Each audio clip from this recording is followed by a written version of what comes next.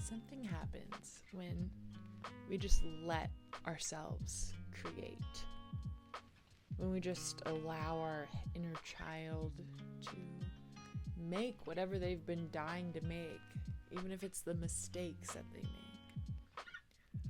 So often in this life, we're censoring our inner child and we're telling ourselves that, oh no, that's not good enough, that's not acceptable, or that's not right. And then our inner child and our inner maker go and hide because they haven't been honored. A lot of us are trying to create a life and create a self that fits in with others, but something happens when we just follow our first inclination. Something happens when we follow our creative spark unadulterated by what someone else may or may not think.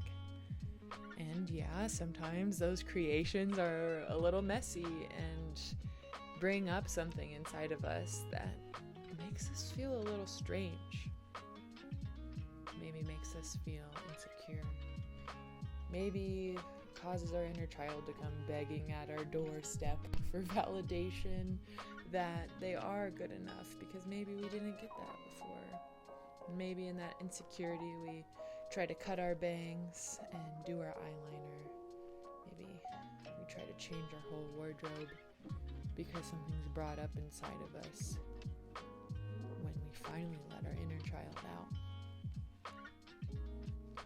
When we finally allow ourselves to play and create, something happens within us.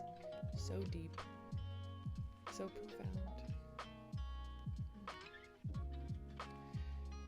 And recently, I vended at a music festival all my clothing art I've been making, and it was very challenging and fun, but we broke even.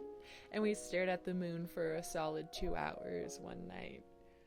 So beautiful and so adventurous, and life is mysterious.